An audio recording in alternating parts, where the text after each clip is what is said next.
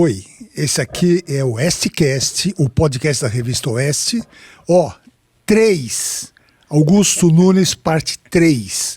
E eu não sei quando isso vai acabar, por mim, né? De tempos em tempos volta, né? Vamos conversar. A gente vai fazendo. Augusto Nunes 25, para mim, porque a história que esse cara tem para contar é inacreditável.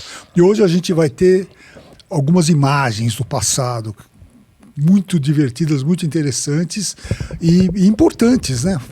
Augusto Nunes, obrigado mais uma vez. Obrigado a você, Dagor. É um prazer estar aqui com você e com a Branca. Com a Branca Nunes aqui, diretora de redação da revista Oeste. E... Me conhece há muito tempo. Tem algumas histórias, não todas. Sempre tem alguma nova. Augusto, então a gente vai começar. Eu queria ver se já está no ponto aí algumas imagens da sua juventude. Não que você não seja um jovem de espírito para sempre. Tem umas fotos do Augusto como esportista aí. Você gosta de esporte, né? Olha aí.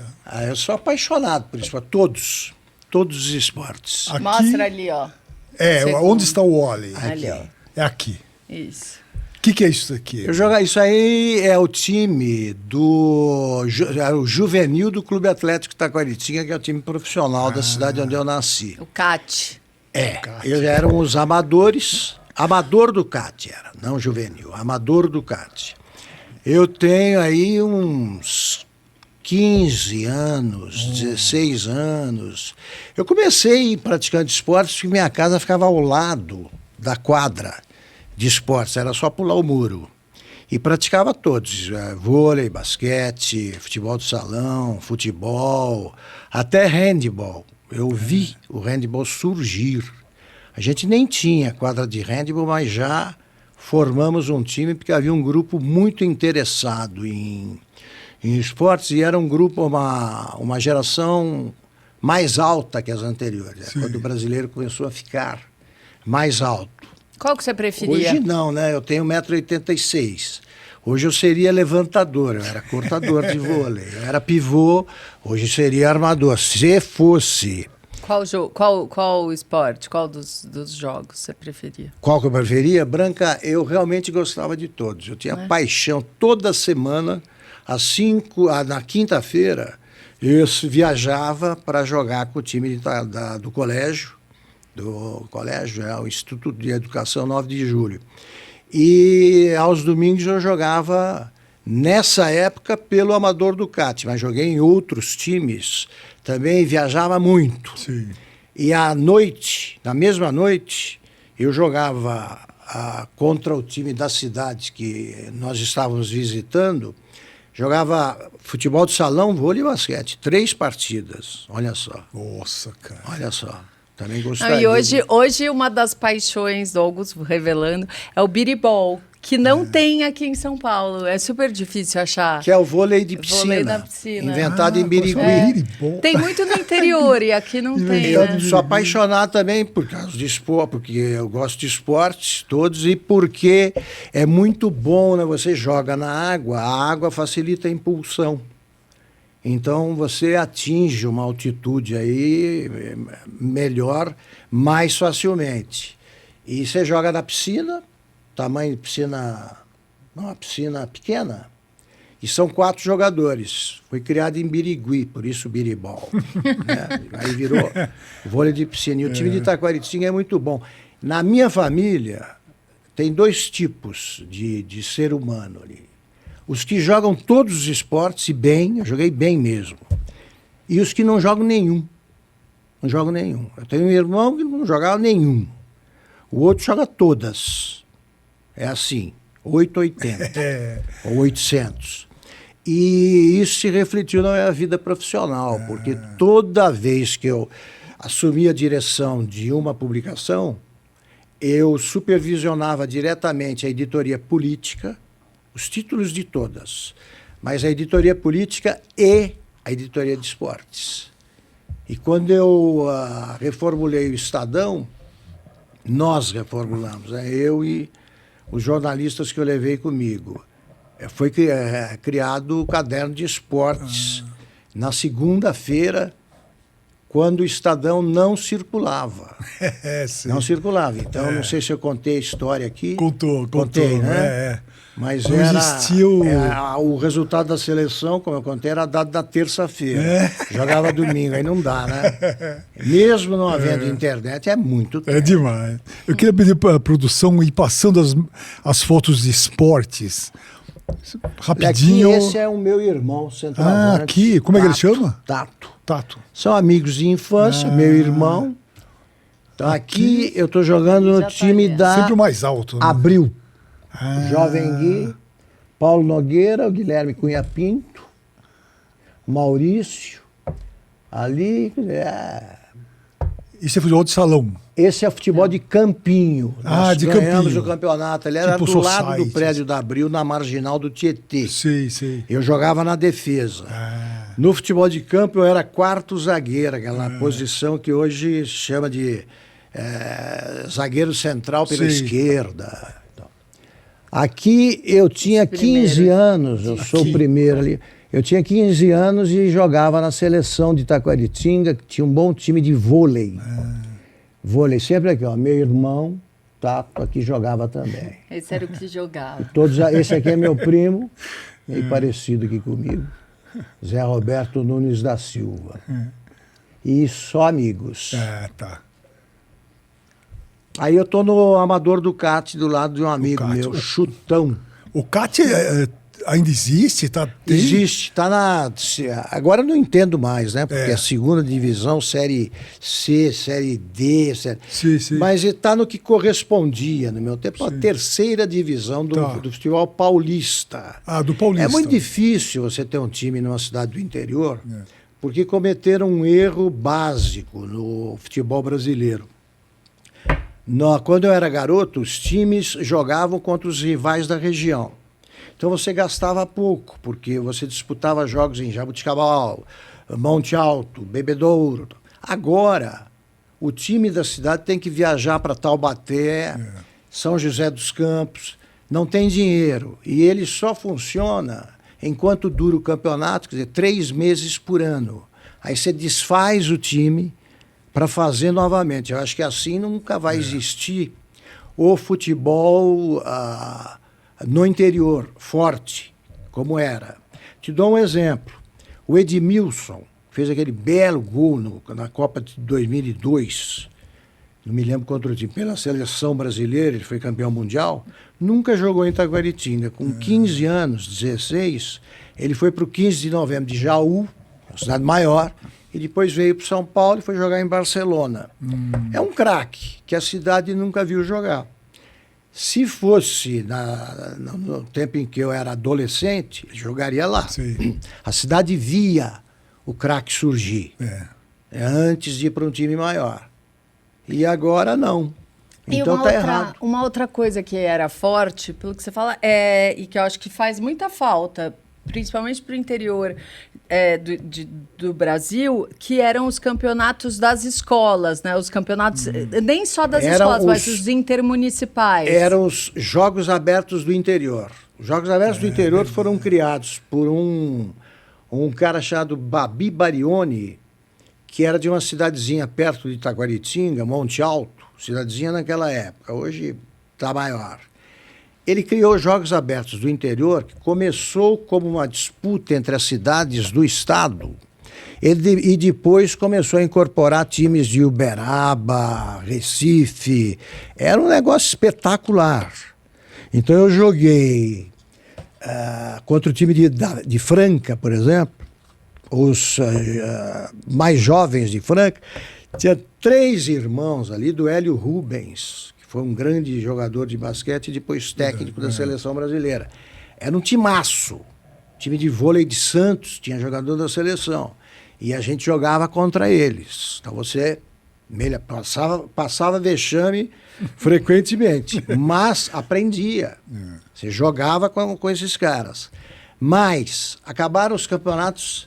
A gente disputou aqui em São Paulo, com um time de Taquaritinga, assim, campeonato de bairros.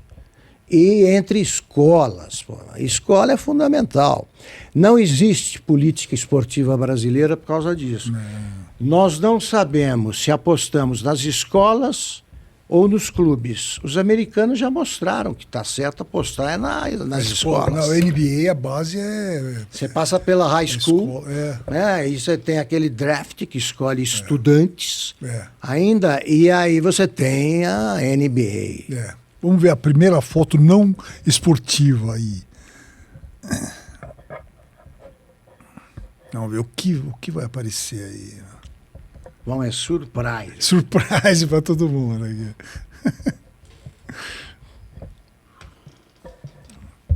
E a gente vai ter aqui a gente vai ter aqui algumas revistas para mostrar ainda. Vamos começar por uma revista, então. Enquanto o pessoal tá... Não, tá aqui, ó. Bom, essa foto é um mistério, eu não entendi essa foto. Aí é o seguinte, eu estou ao lado de dois grandes amigos aqui, Paquito e Chinão, que morreram, infelizmente, e foram meus companheiros a vida inteira. É na inauguração do Taquarão, em Taquaritinga, que é um estádio muito interessante. O time de Taquaritinga subiu para o Grupo A, da Série A, do Campeonato Paulista. E tinha um campo para 5.000 espectadores. O Valdemar Bauab era presidente da Federação Paulista e presidente do 15 de Jaú, que tinha sido rebaixado.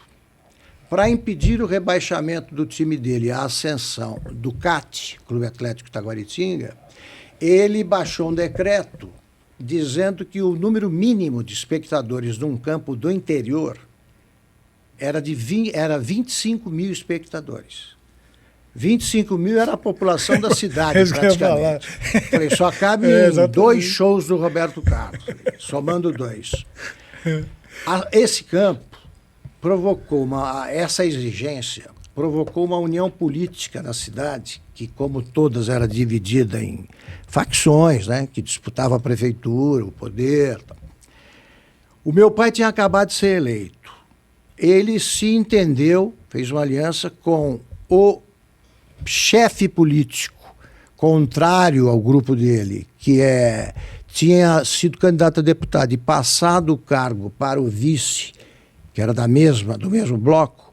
Os dois fizeram uma aliança com o meu pai para que a cidade inteira construísse em mutirão o campo. Foi construído da Gorra, Branca conhece a história, em 90 dias, com chuva. A cidade inteira fez doações, os caras mais ricos doavam tijolos, né? E a cidade construía. E meu pai assumiu, mas o campo já tinha sido escavado, por acaso, pelo prefeito anterior, para retirar terra para outra obra. Você já tinha o que a gente chamava de biroca quando jogava bolinha de gude. Tinha isso aí, os engenheiros trabalharam de graça, os operários trabalharam de graça, a cidade se uniu e foi construído o campo. Enquanto isso, eu já estava, por exemplo, na Veja, eu escrevia artigos dizendo do absurdo que tinha sido essa exigência, que foi cumprida. Então, Taquaritinga hoje tem uma cidade à disposição. Se quiser fazer um show com todos os cantores sertanejos, cabe ali. 25 mil. Mas não tem um time de futebol permanente. Sei, meu. Não tem um time de futebol. E aqui eu estou falando na inauguração, porque eu aproveitei para impressionar as minhas filhas e fui de helicóptero com o Quercia. Você se lembra do disso? céu. Lembra? Era pequenininha. Desci do céu. Elas entram ali, eu cheguei. E aí eu só estou falando, eu fiquei como mestre de cerimônias, eu não estou fazendo nenhum discurso. Tá. Sim. Nós organizamos a festa e que meu pai tomou uma atitude que, claro, tem ganhos políticos, mas muito justa. Quem deu a volta olímpica foram os operários. Que construíram. Eles que construíram, deram a volta olímpica sem nenhum político junto. Sim. E aí foi a glória, né? Para eles. Eram pessoas humildes, construíram no braço. Eu sempre menciono, quando eu converso com pessoas de Taquaritinga, eu falo, olha, vocês não têm que ficar pedindo favores para governo. Tal. Quem construiu o Taquarão O taquarão pode fazer qualquer trabalho desse tipo, semelhante, um esforço coletivo. E claro, né, o meu pai era político, como eu já falei nas conversas anteriores. Ele deixou o nome taquarão, que surgiu naturalmente. Por quê? Porque quando ele morreu, puseram qual o nome? Claro. O nome dele, Claro, doutora Adaildo Nunes da Silva. E aí isso me criava problemas ou momentos de satisfação. Quando eu dirigi o Estadão e vinha lá, jogo no Taquarão, o Cate subiu para a primeira divisão, aí vinha, Taquarão, eu estava já no Estadão, né? Aí eu punha, Taquarão não, doutora Adaildo Nunes da Silva, pô, mais respeito. Aí surgiu... houve um incidente em Itaguaritinga que virou notícia nacional. Uns selvagens lá da torcida abriram o portão que separava a arquibancada do campo, invadiram aquilo e bateram no juiz. Foi uma coisa feia. E a Globo começou a mostrar toda noite, Jornal Nacional. Aí eu fiz o contrário. Vinha a notícia, doutora da iluminação. Eu falei, não, no Taquarão aconteceu isso. Isso aqui é no Estadão, né? Aqui é no Estadão. Eu estava examinando o número 0 da reforma gráfica. Da reforma gráfica eu do queria Estadão. só fazer um intervalinho aqui rápido para dizer que foi nessa época que eu conheci você. Nessa época, e eu não vou contar a história porque o programa é sobre você, mas eu fiz um projeto muito ousado na época de um suplemento ecológico. Isso em 1988. Perfeito. Ninguém falava. E eu fui falar com o Augusto e ele nem piscou, nem falou assim, não sei, será? Não teve isso. Que é uma atitude muito normal você ver em redação. Eu gosto de novidade, né? Você gostou na hora, você topou na hora e o projeto começou a ser tocado. Só que uma herdeira da família Mesquita era numa época casada com... Filha única do Carlão Mesquita, que morreu muito cedo. Ela era casada com um petista e eles destruíram o projeto. Exatamente. Mas o Augusto apoiou até o fim. Isso eu queria dizer, porque o Augusto nem era ligado à causa ecológica, nem nada, mas apoiou uma atitude que inclusive estava dando certo, era um sucesso essa. Sim, Olha, eu sempre digo eu digo para o pessoal das redações que eu chefiei, eu sempre disse o seguinte, olha aqui, vocês não se censurem. É melhor uma sugestão equivocada do que nenhuma. Segundo, quem tem de fazer o papel de zagueiro é o diretor. Da mesma forma que é o dono que tem que jogar como zagueiro em relação a mim, se eu estiver dirigindo, porque eu ataco. Você tem de andar para frente, reforma. Então eu cheguei ao Estadão propondo coisas para o Júlio, doutor Júlio, que aí ele via se aceitava ou não, mas acabou aceitando praticamente todas. Eu tinha de agir da mesma forma em relação à redação. Os editores, os jornalistas é que vinham e sugeriam coisas. Não, eu não aceito a censura liminar. A pessoa fala, não vou sugerir porque o cara não vai aceitar. Em princípio, eu topo ver qualquer negócio. Legal, cara, porque isso trava o desenvolvimento, né? Isso acaba, claro, claro, você que joga, o jornalista tem que escrever o que ele acha que está certo, quais são os fatos. Então, se tiver alguma coisa inconveniente, é o chefe que tem que jogar de zagueiro. Porque senão vira autocensura. Sim. Não que o chefe faça uma censura. Ele tem que atender a determinadas conveniências. Isso é importante frisar, porque, por exemplo, no Estadão, vou dar um caso. O doutor Júlio Mesquita, fazer uma inconfidência aqui, mas o doutor Júlio vai compreender. Já morreu, já está liberado, eu gostava muito dele, sempre. Dele e do Julinho, o Júlio César, o filho dele. O doutor Júlio era muito amigo do Sebastião Camargo, dono da Camargo e Correia, a construtora.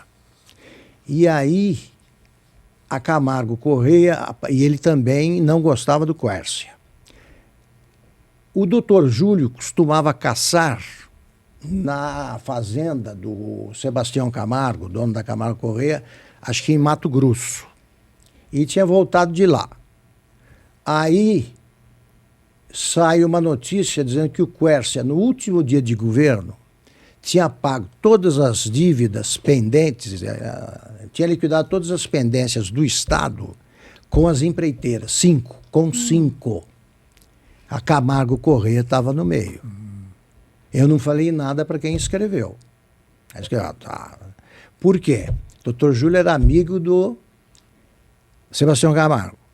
Como dizia o Hélio Gaspari, para amigo você dá mais linha. Senão não tem graça ser dono de jornal.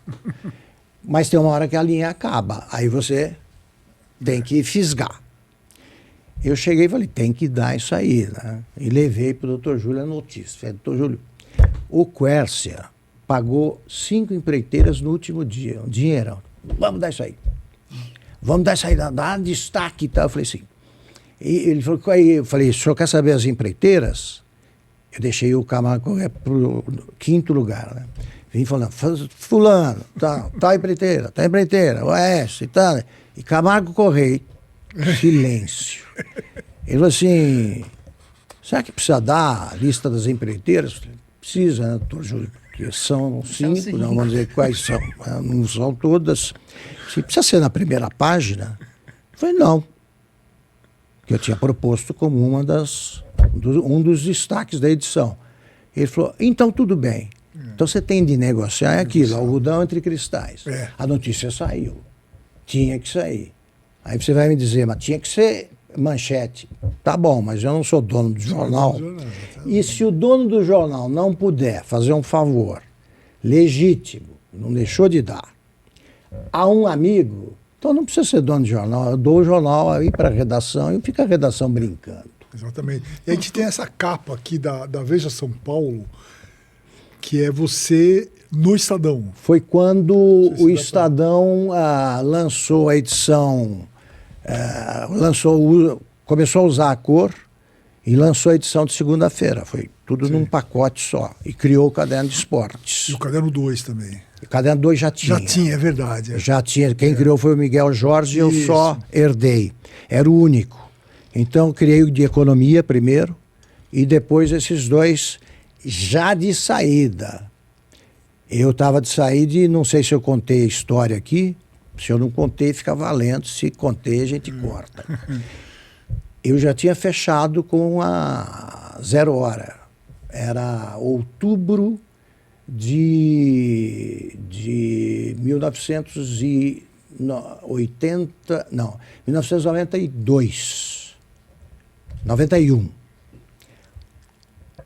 E eu já tinha assinado com eles, está tudo certo, tal, iria no começo do ano seguinte. A Veja resolveu fazer esta matéria que saiu em outubro. Né? A data aqui está novembro, mas ela ficou pronta em outubro. Eu falei, eu não posso contar, o acordo era secreto. Eu só tinha um plano, um item do plano a executar, que era mudar o nome o Estado de São Paulo para Estadão. Mas eu falei, faz 4 anos que eu estava ali numa briga muito agradável e ao mesmo tempo muito penosa com um outro ramo da família que não gostava do que eu estava fazendo, que controlava o Jornal da Tarde. E aí eu resolvi sair. Quando saiu essa capa aqui, eu já estava com a viagem marcada para o Rio Grande do Sul na semana seguinte. O pessoal da Veja, o meu amigo Carlos Maranhão, que escreveu, Thales Alvarenga, eles ficaram umas araras ali comigo. Eu falei, mas como é que eu vou contar um negócio que eu não posso contar? Vocês que têm que descobrir, vocês que são repórteres.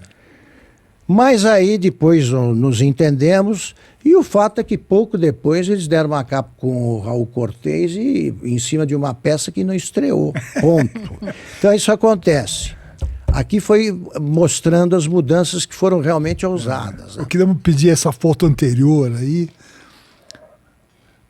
Vê se não era para ir para o Rio Grande do Sul. Aqui eu estou na 0 hora. Eu tô falando, você está com uma cara de muita satisfação com o seu trabalho. Muita satisfação. Estou na 0 hora com um time juvenil aí, do que há de melhor. Esse pessoal era do jornal? Não. Era Infelizmente, demais, né? eram apenas modelos que me visitaram. Quando tinha visita, eu fazia a visita também dirigida. O Marcelo Reck, que era o redator-chefe, era filho de general. Então eu brinquei com ele, falei, general? Então teu pai é síndico. Ele falou, de 2 prédios, aqui e na praia. Maravilha. Quando foi visitar, foi um batalhão do Exército visitar a gente. Eu falei, não, vocês, por favor, passe ali em frente à sala do Marcelo Reck, que ele acabou de assumir. O pai dele é general, fica melhor. Mas quando foi visitar esse grupo aí, eu não passei para ninguém. Falei, pode vir para a minha sala que eu recebo. Quem? Quantas? Todas. Está com cara de me dar. Estou contente, estou contente. Vamos ver a próxima. Então, você ficou quanto tempo na 0 Hora? 5 anos. 5 anos? Eu fiz um contrato de 2 anos, renovei por mais 3, e aí vim para o Bank Boston, que eu contei a história. Qual foi a redação que você dirigiu mais desafiadora? O Estadão foi a mais desafiadora pelas dificuldades. Quando eu cheguei ao Estadão, eu encontrei um jornal completamente diferente do que eu tinha deixado anos antes como repórter. Eu vi a folha de pagamento, falei, aqui vai ser complicado, porque os salários tinham sido aviltados, amassados mesmo, e a própria direção da empresa estimulou o duplo emprego, segundo emprego, e com o tempo o segundo emprego passou a ser mais vantajoso do que o primeiro, que era do Estadão, porque o salário era maior. Aí eu resolvi radicalizar num dia em que eu fui visitar o secretário de Obras de São Paulo e constatei que ele me apresentou ingenuamente, trabalha com você e tal. Ele me apresentou o chefe da assessoria dele, de imprensa, que tinha 10 jornalistas, era o editor de cidades. Secretário de Obras do governo.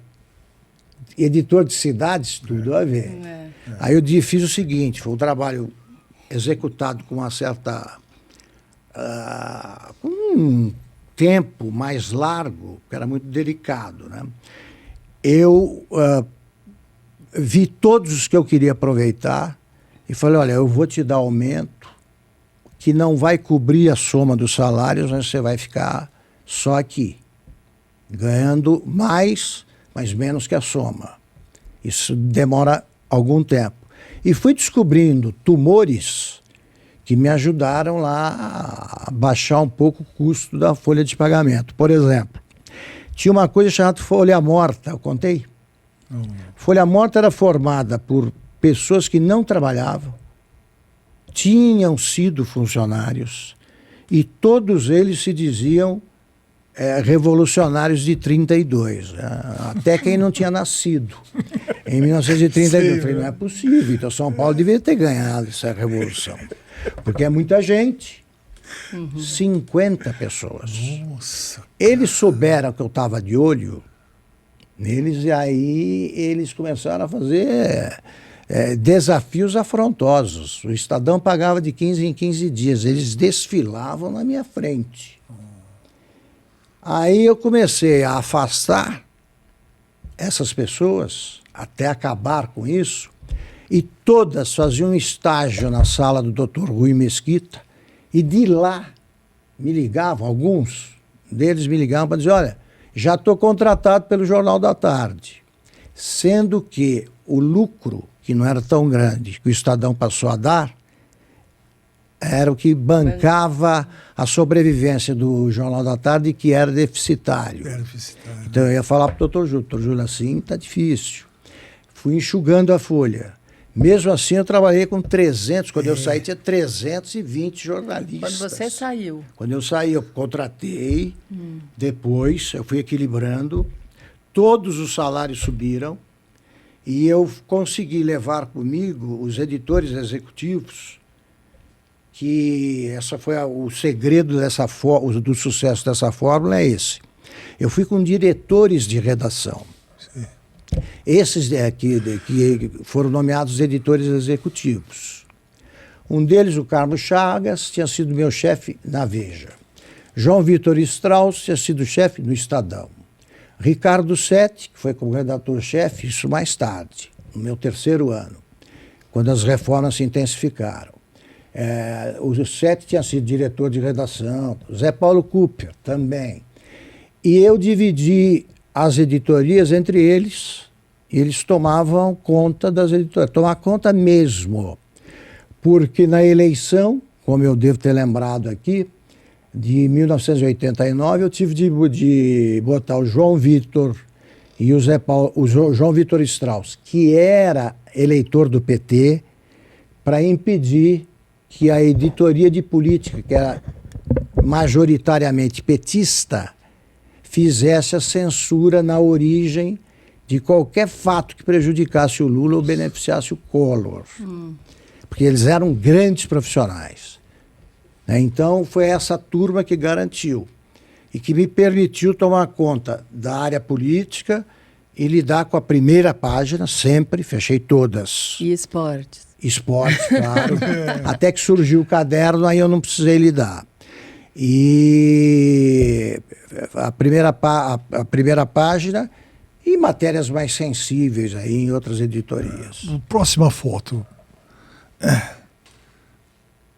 Eu me lembro que era uma multidão no Estadão. Multidão. A gente falava que era dividido em 2 bairros, Freguesia do Ó e Bairro do Limão.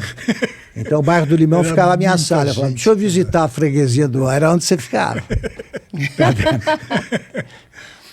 Aqui é no Roda Viva. Aqui é o Roda Viva, o Franco Montoro. Eu fiz, somadas as minhas 2 passagens pelo Roda Viva, eu fiz quase 1000 entrevistas. Nossa. Muita coisa. Nossa. Muita coisa.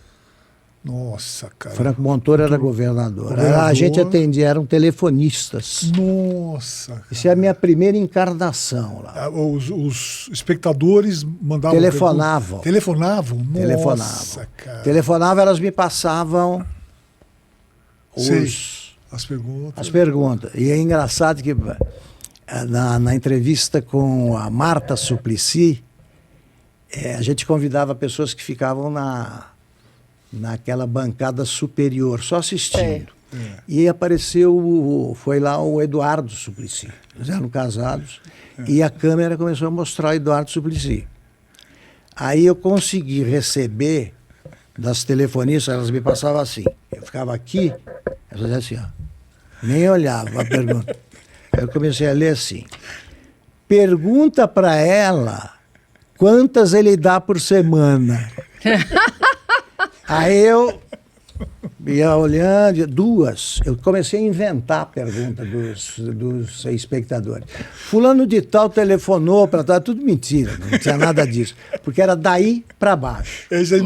Pergunta como é que é, pergunta se ele conhece tal posição. Olha que loucura, porque ela... Porque fazia o programa de sexo. Ela fazia programa de sexo e ele era o maridão, estava lá.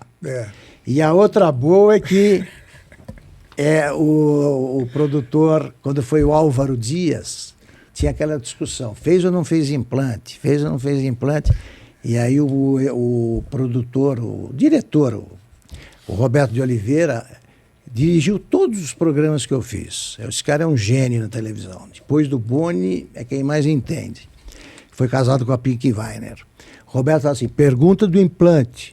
Pergunta do implante. Eu fui preparando, quando estava terminando o primeiro bloco, eu falei assim, governador, olha, aqui peguei um monte de folhas de papel que as telefonistas me passaram, nenhuma delas tratava do implante. Falei, aqui várias pessoas querem saber, o senhor fez implante? Ele falou, isso não é assunto para um programa sério. Eu falei, olha, senhor me desculpe, mas olha o número de espectadores interessados. Se ele percebe que é blefe, fala, pede para conferir, não tinha nenhuma dessas. Então você tem que recorrer a certos truques. Mais uma foto. E falando no Roda Viva, só, como é que você... como é que era, né? Porque você pegou muitas fases do Roda Viva. Eu deveria ser o primeiro apresentador, mas eu estava trabalhando no Jornal do Brasil, eu tinha saído da Veja, fui para o Jornal do Brasil como diretor regional e já estava engatilhada a minha ida para o Rio, que só não se consumou porque o Estadão me interceptou com o convite que eu aceitei, depois de 6 meses. Então o Roberto de Oliveira queria que eu apresentasse. Eu falei, olha, eu não vou estar aqui em São Paulo, já. Mas ele me convidou já como entrevistador para o primeiro programa, de estreia. Então eu vi como é que era o Roda Viva, eu acompanhei o parto, que era amigo dele, que ele pretendia fazer. Foi o primeiro, por exemplo, programa que não tem fundo da TV brasileira. Você pega o programa do Silvio Santos, a pessoa entra, né? Ela vem de algum lugar. Do Roda Viva não, como é circular, tem aquela coisa, mesmo era aquela arena, né? Você não tem fundo. Todos os estrangeiros que foram entrevistados pelo Roda Viva se impressionaram com isso, perguntaram como é que... Olha. Inclusive especialistas em televisão, de uma criatividade impressionante. Tinha aquela câmera que ficava na cabeça, em cima da cabeça do entrevistado. Ele olhava achando que ia cair. Podia cair a qualquer momento. O ambiente era hostil. Era muito mais profunda a arena. O cara ficava olhando para cima. E vários, né? Tinham vários cercados. Eram 9 no começo. Eu, como eu assumi no 4º mês, a apresentação era 9 entrevistadores. Os caras disputavam a tapa. A pergunta. E eu percebi no primeiro programa que aquilo era hostil ao entrevistador, e que seria um programa sempre engraçado também por isso, que chega o Paulo Brossard, que era senador gaúcho, ele vem com aquela pala que minha mãe chamou de estopa. O que é aquela estopa que ele está vendo? Eu falei, mãe, não fala estopa para gaúcho, é pala. Ele pegou a pala branca, pôs no chão, pegou o paletó. Eu percebi que ele estava com uma calça que não era uma bombacha, mas o bolso era muito mais largo que na calça comum. E eu tinha um copo d'água ao lado dele aqui, com uma cavidade que não chegava a 1 centímetro. Eu falei, ô Roberto, primeiro programa, eu entrevistador, Roberto, esse copo político gesticula, esse copo pode cair. Ele falou assim para mim, tomara. Aqui a gente viu outra foto é o Genuíno. Do Genuíno. Esse é o Genuíno. Tá no Roda Viva. Aqui já é mais entrevistadores, né? Não, era igual no começo.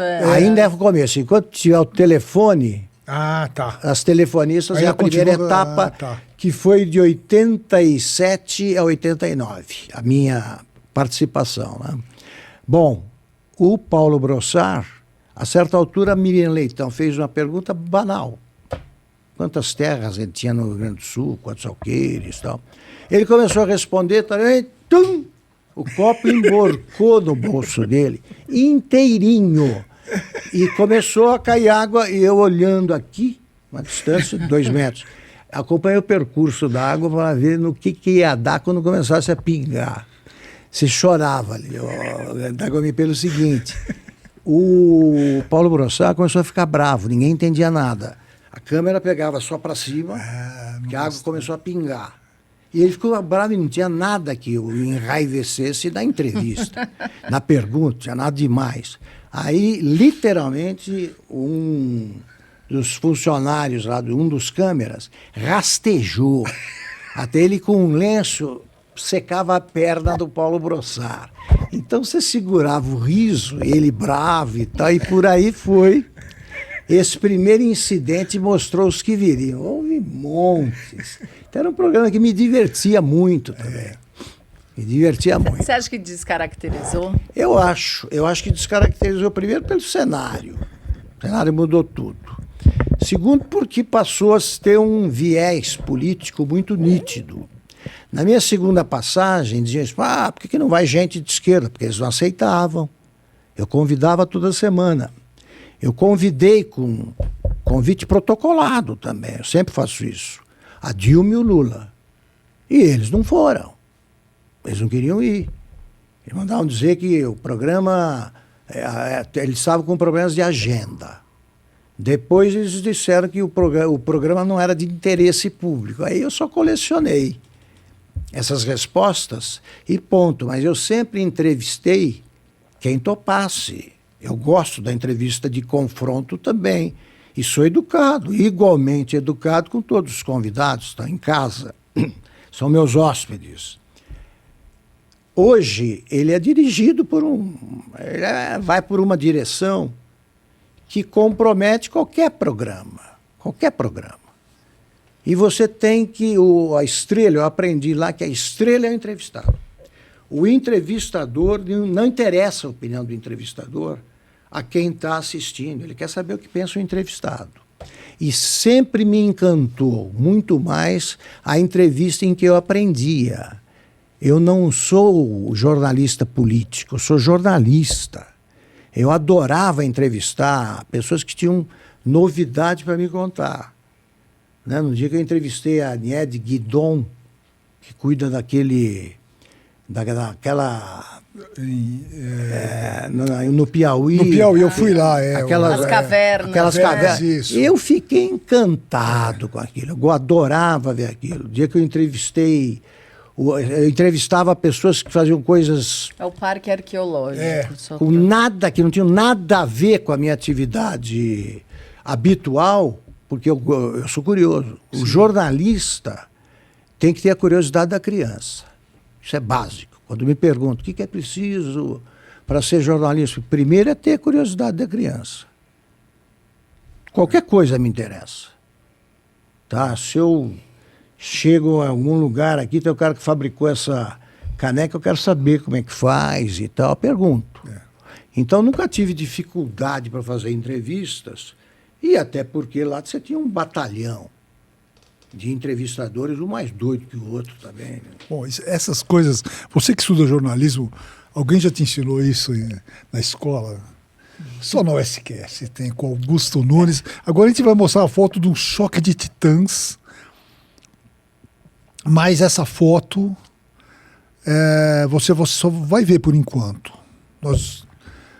Tá aí. Não vai falar, não fala nada, porque tá isso aqui é o seguinte, isso aqui vai ficar para o próximo programa. Augusto Nunes, parte 4, tá bom? A maior especialista... Dos presidentes, eu posso contar, é isso aí. A maior especialista em revista Oeste do Brasil, que é a Branca Nunes, vai dizer por que é importante assinar a revista Oeste. Eu vou dizer aqui de novo, depois eu quero ouvir você. Né? Bom, o que eu acho, né? Eu estava pensando nisso, porque eu já falei aqui algumas vezes porque eu acho que tem que assinar o Oeste, então vou te dar... Se eu ainda não te convenci, hoje eu acho que eu vou te convencer. A Oeste, eu acho que é uma revista, ela é uma revista com princípios. E isso é um dos compromissos da Oeste, é não romper esses princípios dela, que estão com a gente desde o primeiro número.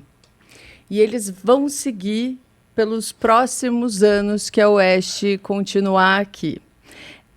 Tanto é que a gente tem um pacto. Né? A Oeste, acho que é o único veículo de comunicação que tem um pacto com o leitor, que está no nosso site estampado. Então, eu queria te convidar a entrar no site. Aí tem lá um Sobre Oeste. Você clica, vai abrir e nesse menu vai estar esse pacto. Leia. E se você concorda com o que está ali, assina a Oeste, porque o que você vai ver, todos os nossos posts, todas as nossas reportagens, eles estão nessa direção. Então, eu tenho certeza que você vai gostar. Nada a acrescentar.